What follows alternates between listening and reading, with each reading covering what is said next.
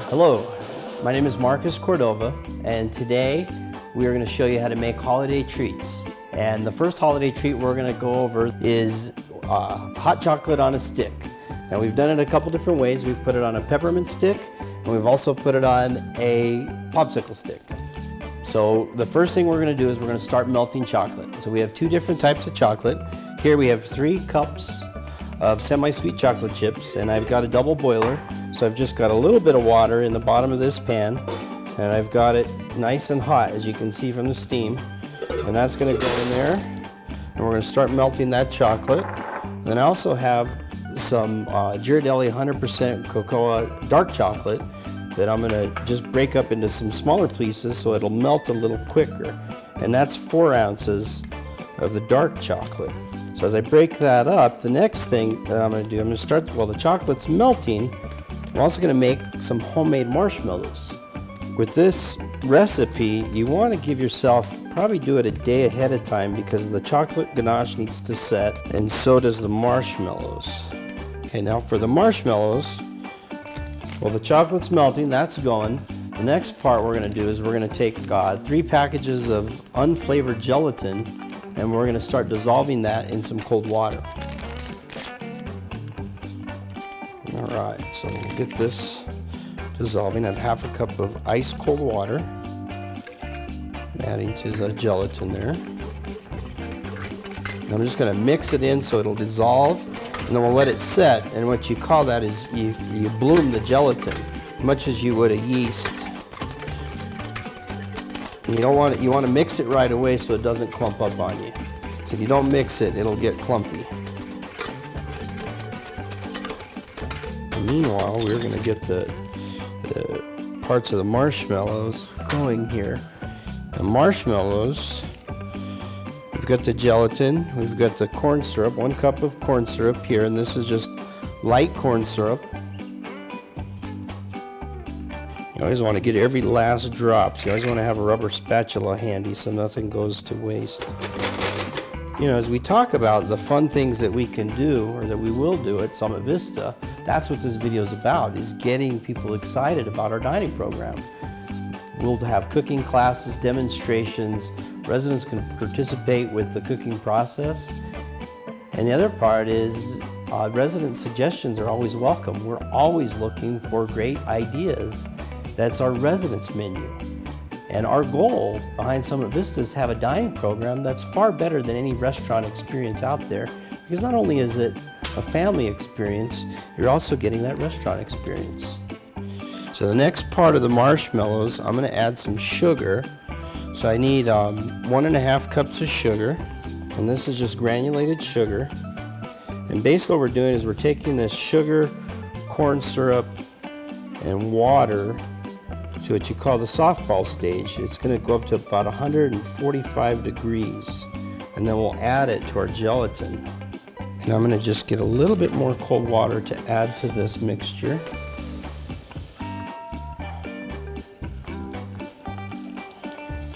I'm kind of pouring the water on the sides of the pan a little bit so that it will, so that it doesn't burn on the sides.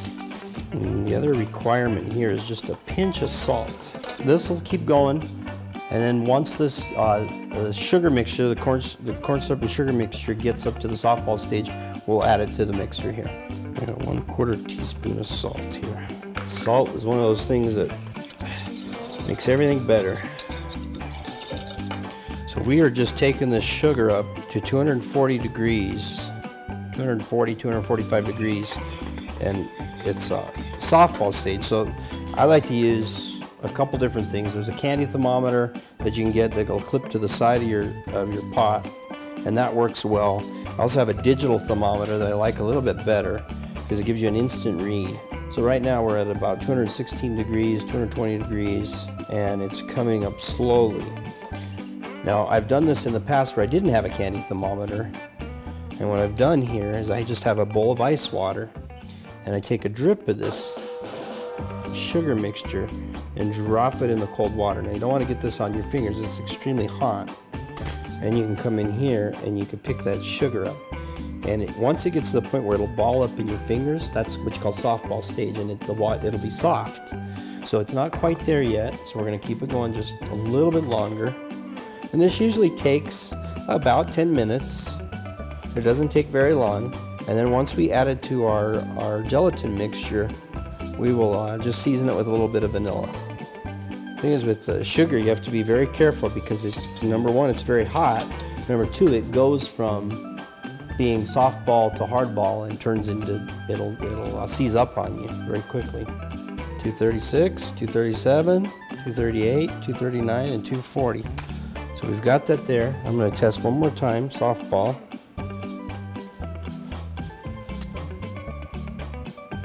And it's balling up in my fingers. You can see that.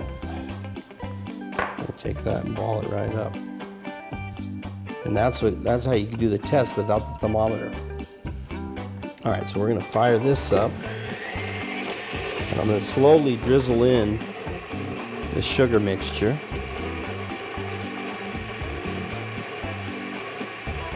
And this will take about 15 minutes in the mixer. And I'm going to do it on real low so it doesn't splash me while I'm pouring it in. And then I'm going to turn the mixer on very, very high and let it whip the marshmallows. That's all in the bowl there. And then I'm going to fluff this up. I'm going to go ahead and go full blast on the mixer.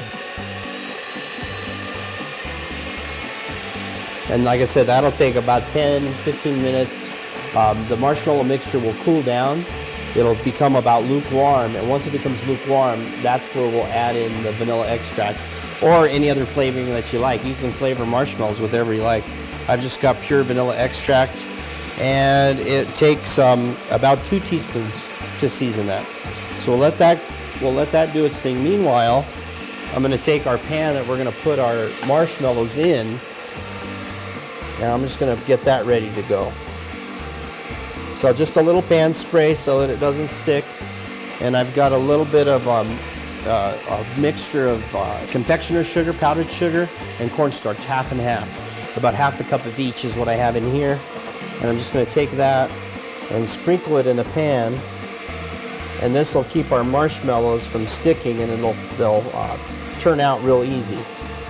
So just like when you're baking a cake and you put the flour in, we're going to do the same thing. We're just going to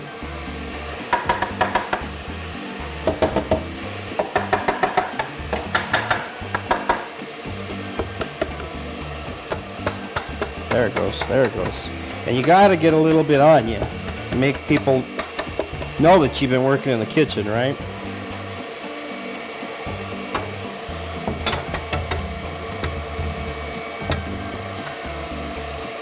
There we go. Well, that's ready to go. Once our marshmallows are there, we can pour them right in and let them set up. And that'll take a couple hours, at least 4 hours. I like to do it a day in advance and let them set up overnight. And then in here, our ganache is melting nicely, or our 2 types of chocolate. We haven't added the cream to that yet. So that'll be the next portion. We'll add the heavy cream and the sweetened condensed milk in. Oh, and then, I don't know if you can see so that it's starting to fluff up, and it'll continue to fluff. So maybe about another 10 minutes at this point, it'll start to fluff up and we'll be ready to go. And then I'm just gonna go ahead and at this point, when it starts to cool down, it starts to thicken. That's the point where you add in the vanilla. And it's 2 teaspoons of vanilla. I think I'm a lot better cook than I am a baker because I'm not good at exact measuring. Matter of fact, last night as I was preparing some of these items, my wife says, I'm not used to seeing you use measuring cups and measuring spoons.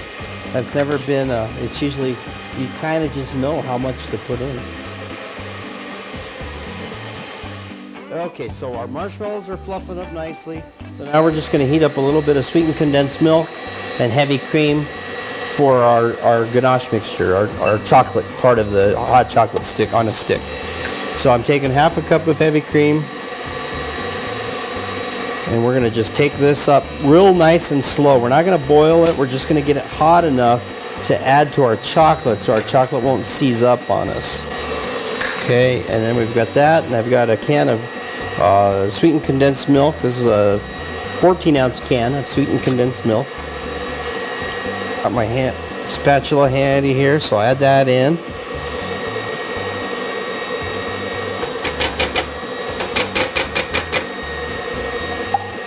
And we'll just get this warm, and then we'll add it to our chocolate mixture. Now when you add it to the chocolate mixture, the chocolate will seize up just a little bit, but you gotta just keep heating it and keep stirring it.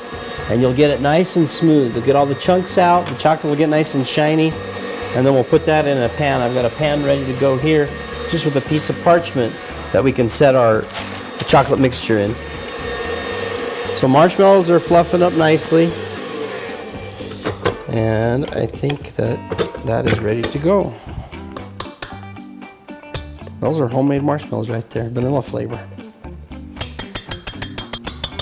Okay, so we got that ready. Now this heavy cream and the sweetened condensed milk goes really quick, so you got to stay right on top of it. And I'm going to pour this into this tray here, and this is the tray that we have with the pan spray and the combination of powdered sugar and cornstarch. And it's as easy as that to make marshmallows. And the fun part about this is after it sets up, you can cut it into squares, you can cut it into stars, into snowflakes, any kind of cookie cutter that you have. And that's that. Then what you want to do here, once you get it in there, is you want to smooth it out as best you can, just to get it nice and flat.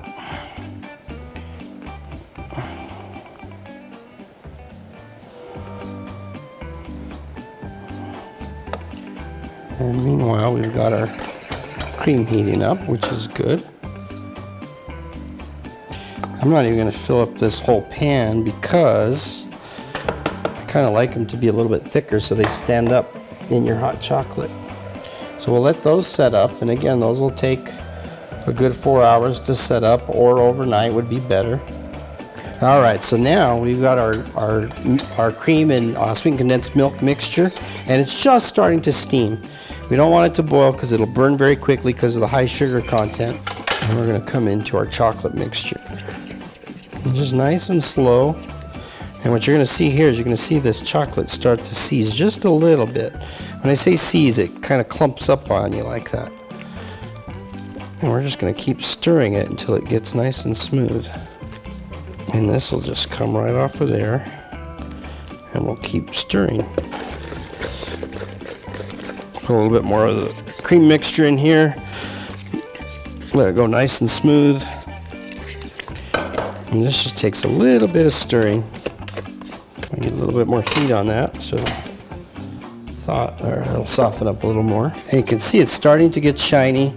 The little clumps that are in there are starting to soften up, so it's not clumped up. And there's our ganache mixture. And that worked out really, really well. And that is our hot chocolate mixture right there. And you just want to try to get the top as smooth as you possibly can. Okay, and that's that. Let that set up. And once it sets, then we'll come back and we'll put it on a stick and we'll tie it in a pretty bow and a little bit of cellophane, and we'll be good to go. So we've got the marshmallows here. And what I've done with the marshmallows is just sprinkled a little bit of the cornstarch powdered sugar mixture on top so it wouldn't stick, and it makes it really easy to cut out. And then I've got a couple different shapes here. I've got a little heart shape, which is nice for around Valentine's Day or the holidays, and a star shape, a couple different sizes of stars. You can cut them out. So once the chocolate's set up, I like to go ahead and score it in advance so I know where my cuts are going to be, so I can get optimum use out of the piece of chocolate that I'm cutting. So we've got the ganache here, and I flipped it out of the parchment paper onto a cutting board.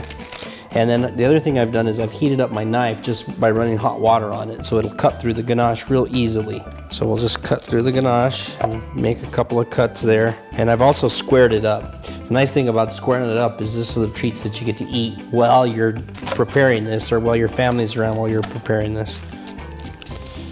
So we've got a couple of those cut up, ready to go. And then on the other side, you can also cut these into squares. I'm breaking the law here and using my good knife on a metal pan, so don't ever do that. Or you could use some shapes. And then once I cut them out, I've been tossing them in a little bit of the powdered sugar mixture, cornstarch mixture, just to prevent them from sticking. Okay, so we've got a couple of those cut out, ready to go there. And I've got some cellophane, so I just bought a big roll of cellophane. I cut them into the big squares. And what I learned in making these is it's better to have the squares cut out a little bit larger. These are about 9 by 9, I would guess. Yep, it's about the same size as that pan, about 9 by 9, 10 by 10. And then you take your little chocolate square here, marshmallow, and then you just gotta stick it right through there nice and gentle so you don't break the candy cane, and go straight down. You could always push your ganache back together if it comes apart just a little bit. And then this is where the crafting skills come in. So you can pull that all together like that, tie a little ribbon around, a nice little bow, and there we go. Nice little hot chocolate on a stick or on a candy cane.